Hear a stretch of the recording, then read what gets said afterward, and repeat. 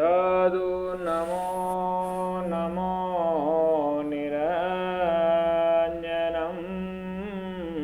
नमस्कार गुरुदेवता वन्दनां सर्वसाधवा प्रणामं परंगत परब्रह्मा परं सोमम देव निरञ्जनं निराकार निर्मलं तस्मै जीवनम्। सद्गुरु महाराज की जय। निरंजन निराकार की जय। हरि ओम। सत्यराम। साथियों, अब तक हमने गुरुदेव दादू जी महाराज की कथा में किस प्रकार ब्रह्मा मुनि बनवारी दास जी हरिदास जी को गुरुदेव ने अपना शिष्य स्वीकार किया और उन्हें ब्रह्म भक्ति में लगाया। दादू जी महाराज सावन में ही रह के परमात्मा का भजन कर रहे थे। जब कोई अच्छे मुकाम पे जाता है या कोई भक्ति के मार्ग पे चलता है या कोई कामयाबी पाता है तो उसके विपरीत दो प्रकार के लोग होते हैं। एक अच्छे लोग भी होते हैं तो एक बुरे लोग भी होते हैं। अच्छे लोग का काम यूँ होता है उनका मान सम्मान करना, उनकी सेवा करना, उसकी नित्य देख रेख करना और उनके सत्संग बगे भगवान की आस्था रखना। और बुरे लोग की गिनती उनमें आती है जो भगवान पे आस्था नहीं रखते हुए और दूसरों पे कमियां निकालना, उनकी बुराइयां करना, उनको गालियां देना, इस प्रकार ईर्ष्यावश कुछ न कुछ उनको कहना, उसमें ही उनको खुशी मिलती थी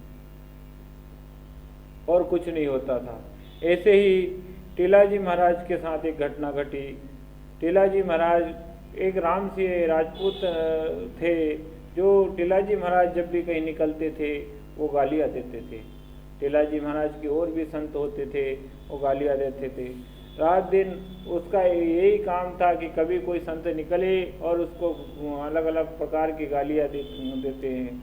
तब टीलाजी महाराज परेशान हो गए। टीलाजी महाराज ने राम सिंह राजपूत को तो कुछ नहीं कहा, लेकिन एक दिन उन्होंने दादू जी महाराज से कहा कि भगवान एक व्यक्ति है जो हमें संतों को गालियाँ देता है, रात दिन कहीं भी निकलते हैं, मैंने तो उसे कुछ कहा नहीं और दूसरे संतों ने भी कुछ नहीं कहा और अधिकतर मुझे ही देता है।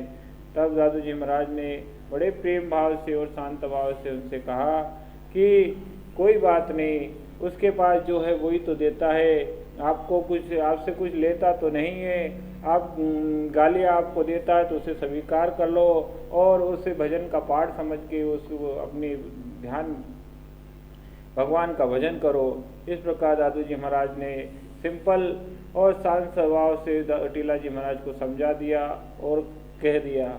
जब उसका भी एक गुप्तचर मानो या उसका भी कोई एक साथी था वो मानो, वो दादू जी महाराज और टीलाजी महाराज की ये वार्तालाप को सुन रहा था। तब उसने जाके उस राम सिंह से कहा कि मूर्ख, तू इस प्रकार गुरुदेव दादू जी के बारे में बात करता है और संतों को गालियाँ देता है, पर दादू जी महाराज के विचार तो ऐसे हैं। जब सारी बात उसने और टीलाजी के बीच में जो बातें हुई उसने सब बताई, राम सिंह को बताई। तब राम सिंह भी शर्मिंदा हुआ और दादू जी महाराज के पास आया। कुछ खैनी छाछ की लेके एक मटकी में भर के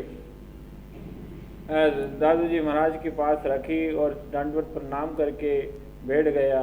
तब टीलाजी महाराज वहीं विराज रहे थे। तो टीलाजी महाराज ने कहा, भगवान यही व्यक्ति हैं जो संतों को गालियाँ देते हैं। तब दादू जी अब गालियाँ देते हैं, इनको से कोई वार्तालाप करने की आवश्यकता नहीं और इसकी फेनी की स्वीकार करने की आवश्यकता नहीं, ये संतों का अपमान करते हैं। तब दादू जी महाराज ने कहा कि टीलाजी, हमने इनकी गालियाँ ले ली और ले ली तो आप फेनी लेने में क्या दिक्कत है, इसमें तो कोई परेशानी नहीं है। तब ये इस बात को सुनकर वो हर्षित हुआ और शर्मिंदा होकर दादू जी महाराज को बार बार ढोक वंदना करने लगा। तब दादू जी महाराज ने कहा कोई बात नहीं।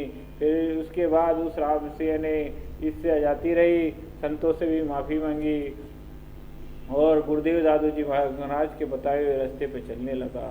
इस प्रकार गुरुदेव दादू जी महाराज की महिमा का प्रताप और चमत्कार और उनकी सहनशीलता देखकर सभी संत, सभी लोग उनकी वाहवाही कर लेते थे कि संत हो तो इस प्रकार के हो। दादू जी महाराज के अंदर दया इस प्रकार की थी कि जिसका आप कुछ कह ही नहीं सकते, क्योंकि वो परमात्मा के सहनशील व्यक्ति थे। अपना उग्र कभी नहीं दिखाते थे, क्रोध कभी नहीं करते थे, बस जो भी होता था सब राम जी के ऊपर छोड़ देते थे। उनका सिर्फ एक ही उपदेश था, जन कल्याण में सिर्फ राम भक्ति पहुँचाना और उसका सिर्फ भजन करना, खुद भी भजन करना और दूसरों को भी भजन कराना। दादू जी महाराज सब बात की जब इस प्रकार की चीज़ें होती रहती थी, तब टीला जी महाराज को और राम सिंह को दादू जी महाराज ने एक सुंदर साखी में वो समझाया कि एक राम के नाम बिन जीव की जलन न जाए, दादू के से पश्चिम हुए कर कर बहुत उपाय। दादू जी महाराज कहते हैं कि राम सिंह कितना ही कुछ कर लो, चाहे अच्छे कर्म करो चाहे बुरा कर्म करो, पर राम जी के भजन नहीं करोगे तो जीवन में सुख शांति नहीं प्राप्त कर सकोगे।